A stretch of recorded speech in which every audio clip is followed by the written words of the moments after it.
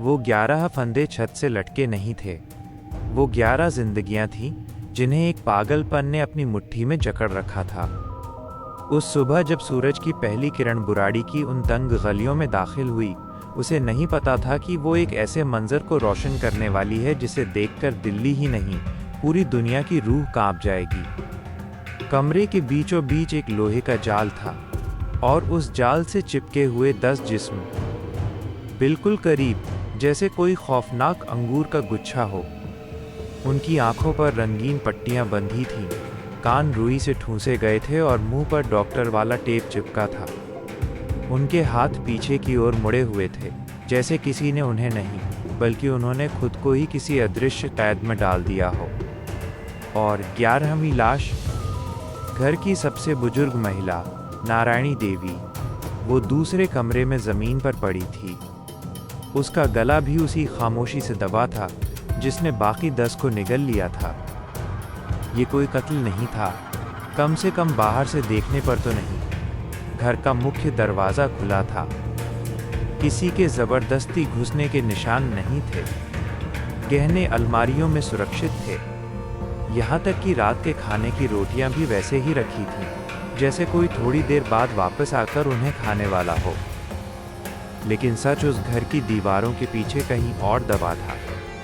ललित, इस कहानी का वो सिरा जो सबको मौत के कुएं तक ले गया। ललित, जो सालों पहले एक हादसे में अपनी आवाज़ खो चुका था। लेकिन जब उसके पिता भोपाल सिंह की मौत हुई तो चमत्कार हुआ, ललित की आवाज़ वापस आ गई। परिवार को लगा ये कोई दैवीय वरदान है। उन्हें नहीं पता था कि ये एक ऐसे मानसिक अंधेरे की शुरुआत है जहाँ से कोई वापस नहीं आता।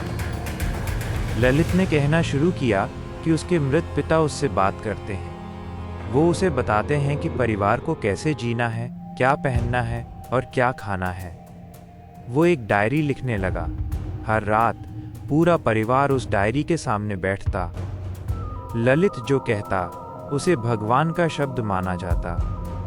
पिताजी कह रहे हैं कि अगर हम ये करेंगे तो घर में बरकत आएगी।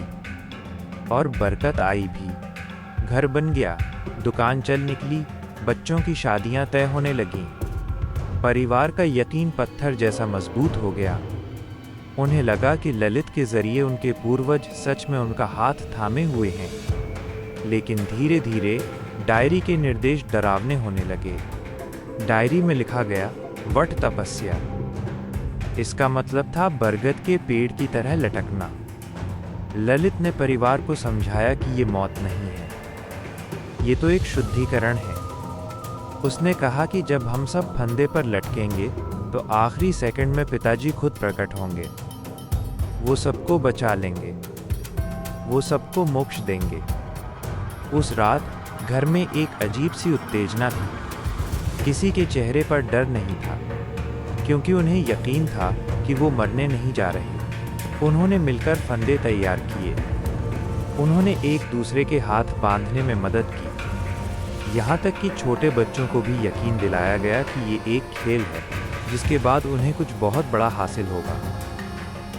रात के 2 बज रहे थे। घर के बाहर सन्नाटा था, लेकिन अंदर 11 लोग स्टूल पर खड़े थे। ललित के निर्देश के अनुसार उन्होंने अपनी आंखें और मुंह बंद कर लिए थे। घबराना नहीं, बस विश्वास रखो। जैसे ही झटके महसूस होंगे, पिताजी हाथ बढ़ाकर हमें थाम लेंगे। 1, 2, 3। स्टूल खिसक गए।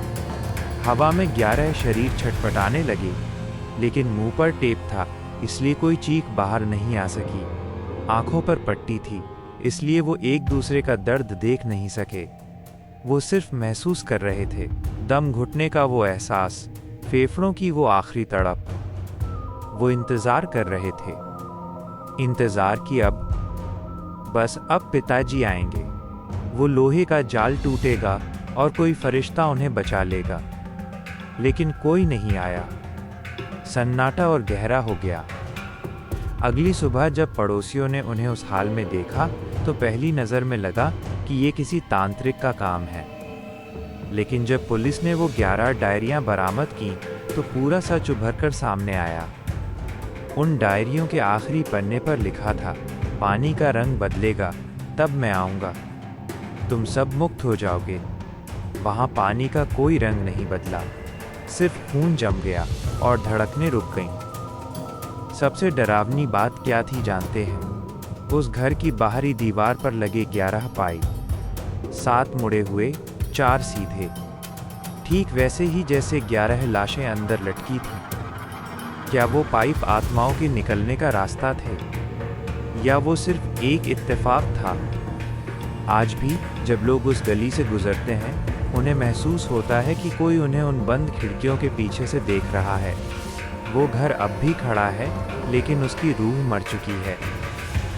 बुराड़ी का ये हादसा हमें ये नहीं सिखाता कि भूत प्रेत होते हैं या नहीं। ये हमें सिखाता है कि एक इंसान का बीमार दिमाग, अगर उसे आस्था का नाम दे दिया जाए, तो वो पूरे परिवार को कब्र तक ले जा सकता है।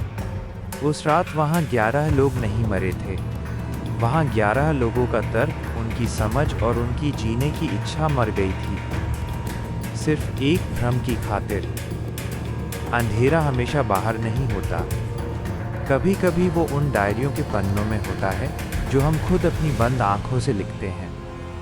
खिड़की के बाहर देखो, क्या वहाँ कोई पाइप है? या शायद कोई आपकी पीठ के पीछे खड़ा होकर ये कहानी सुन रहा है? खामोश रहिए, वरना शायद वो आपसे भी बात करने लगे।